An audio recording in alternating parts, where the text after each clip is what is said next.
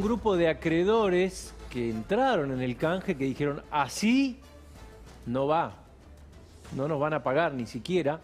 El dólar llegó hoy a 195. Realmente hay preocupación, yo hablaba recién cómo se vive el clima empresarial. Y quiero saludar a Enrique Sebach, que sabe de esto un largo rato y tiene mucha experiencia. Enrique, ¿cómo te va? Hola, ¿qué tal? Bien, Pancho, todo muy bien, gracias. Gracias por llamar. Esta situación inédita de alguna manera, ¿no? Nosotros en la Argentina vivimos de crisis en crisis, pero ¿te recuerda algún momento histórico, algo, alguna reminiscencia de algo tenés? Bueno, que haya leído, porque yo soy muy joven. Eso sabemos, claro. Ok.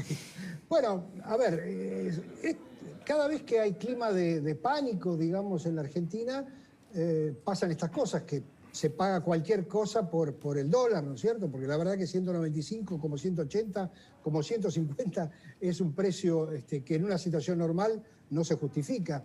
Ahora, así que cuando vos vas para atrás, podés tener el 75, podés tener el 89, podés tener el finales, bueno, en algún otro momento de las hiperargentinas, ¿no es cierto? Lo que pasa es que esos momentos son fogonazos, ¿no? Es decir, normalmente esos momentos son, bueno, un fogonazo, tenés ese salto y después pasa algo, digamos, o hay un nuevo programa, un nuevo equipo, a veces fue un nuevo gobierno, como el caso de Alfonsín.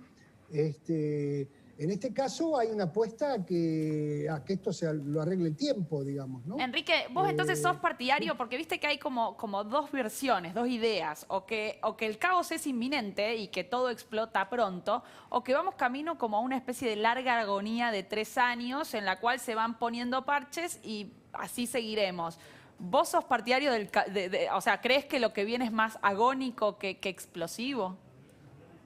Bueno, lo que pasa es que si vos me decís agónico en 3 años y medio, te digo imposible. No llegamos. Ahora, el objetivo de este gobierno es llegar a las elecciones tratando de no devaluar, de no hacer muchas olas, de ver si puede consolidar un triunfo electoral y a partir de ahí pensar en el 2023. Y obviamente la economía argentina durando, como lo acabas de describir, es una economía recesiva y sin crecimiento. Una economía recesiva y sin crecimiento no ganás elecciones. Enrique, Entonces, ¿puede pasar, en el 2002, por ejemplo, parecía que se venía el tsunami, el dólar llega a 4 en abril, y de repente se aquieta todo, la gente empieza a decir, ah, no, bueno, estos que compré a 4 los voy a empezar a usar, ¿no? Y ahí empieza un círculo virtuoso. ¿Hay alguna posibilidad de que eso ocurra ahora?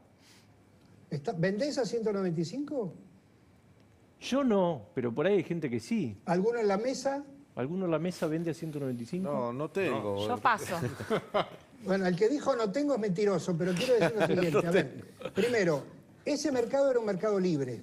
Sí, O sea, buen el punto. mercado de 4 era un mercado libre. Cualquiera podía comprar, cualquiera podía vender. Y estaba el Banco Central en el medio. Segundo, ese 2002 tenía superávit fiscal.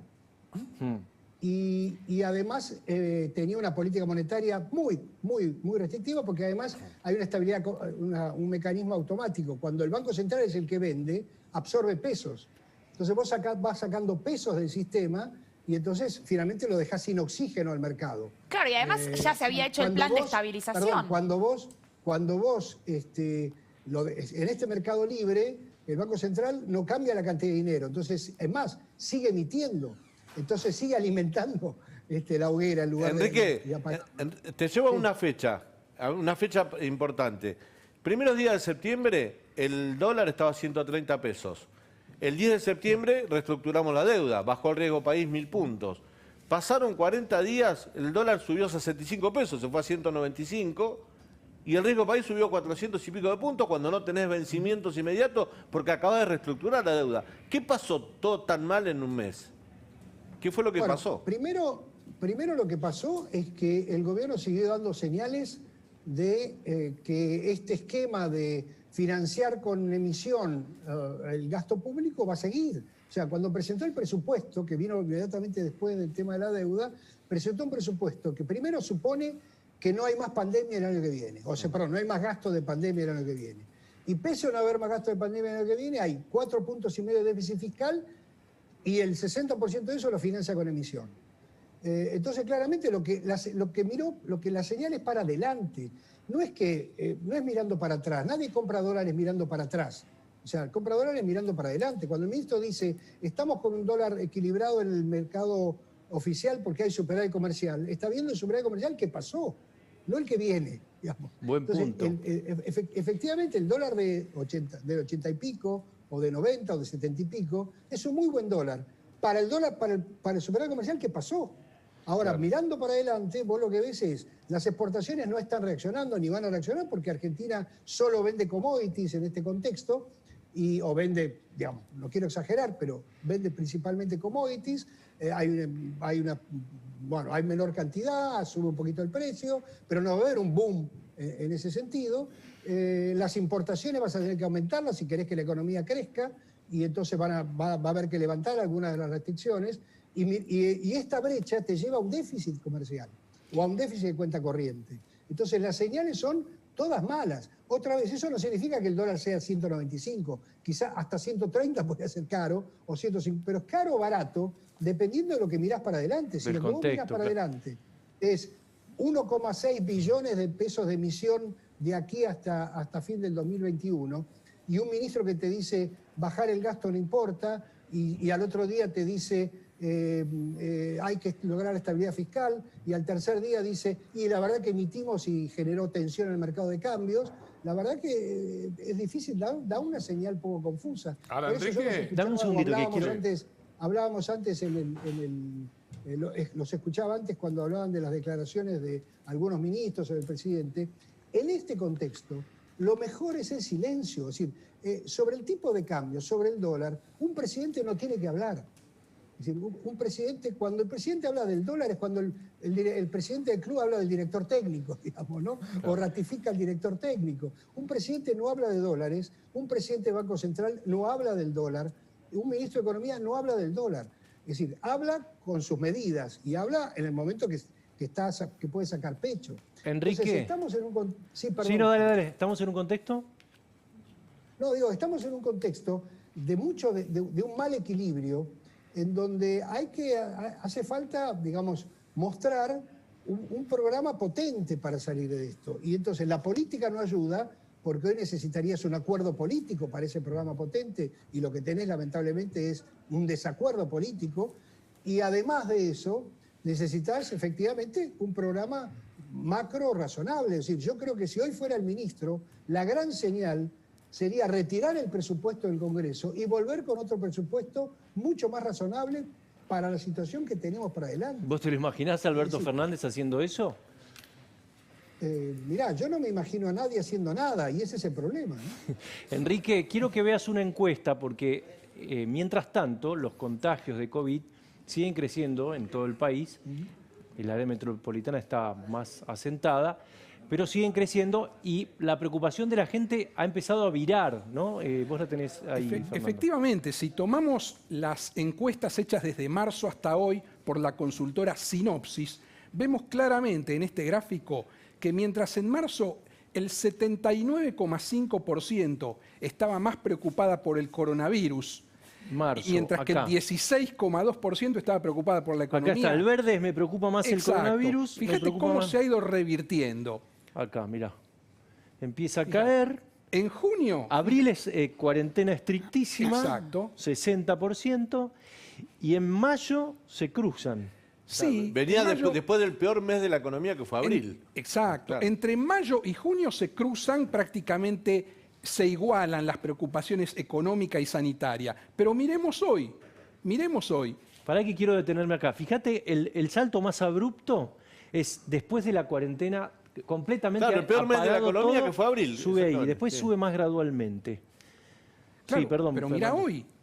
Hoy, bueno, y acá... 67, casi el 70% de los argentinos está mucho más preocupado por la economía que por el coronavirus. Apenas el 30% dice que le preocupa más la salud que la economía. Es más del doble. Cuando claramente estamos en una situación en términos sanitarios muchísimo más preocupante, y muchísimo más descontrolada de lo que uno podría haber dicho. Tenemos el mayor número de muertos históricamente. No, digo que justamente me parece que la relación causal es inversa. como la gente dejó de preocuparse por el coronavirus, aumentaron los casos. Claro. La forma en que se manejó la situación desde el punto de vista económico, Argentina, o lo pongo al revés, Argentina no podía manejar desde el punto de vista económico como lo manejó, porque tiene mucha economía informal, porque no tiene recursos, porque tiene que recurrir a la emisión. Entonces debió buscar otro equilibrio en términos de la pandemia o el confinamiento y la economía. Y ahora estamos en el peor de los mundos, porque está la gente que está más preocupada por la economía que por el coronavirus, y entonces hace cosas que no debería estar haciendo para evitar los contagios, y por otro lado, como los tenés que seguir ayudando, porque efectivamente seguís con el confinamiento, o como se llame, eso es más plata, más emisión, más desorden en esta macro. Entonces, Enrique, ni lograste el éxito médico o sanitario, como quieras llamarlo, y ni lograste, aliviar la situación económica, ¿no? ¿Te quiere hacer Enrique, una última pregunta, Beto? Dale, Beto. Respecto a lo que vos destacabas, que evidentemente es un dato estratégico, central, que todo el mundo está mirando para adelante y no precisamente con el espejo retrovisor. En función de eso y por lo que se especula en materia de reservas, de incertidumbre, ¿vos creés que al presidente Alberto Fernández le quedan, como dicen muchos, dos alternativas? O chavizarse o ir al centro político con medidas pro mercado y ir redrado, por ejemplo, el ministro de Economía? Mira, chavizarse no tiene mucho sentido porque el chavismo funciona cuando tenés plata del petróleo. Digamos, cuando no tenés plata, estás como está hoy Venezuela. Yo no creo que el presidente aspire a ser la Venezuela de hoy. Quizás aspira a ser la Venezuela que ya fue. Esa Venezuela no va a existir porque ya se comieron las reservas, no tienen producción, no tienen nada. Entonces, lo único que le queda es apostar a los únicos que pueden sacar este país del problema, que es el sector privado. Ahora, si las señales para el sector privado son las que se están dando, repito, nadie en esa mesa quiere vender dólares a 195 cuando es en realidad una barbaridad ese precio, ¿no? Alguno querrá vender. Bueno, Enrique, muchísimas gracias. Un abrazo. No, a ustedes, buen fin de semana, gracias. Incidente ambiental en la empresa que preside y maneja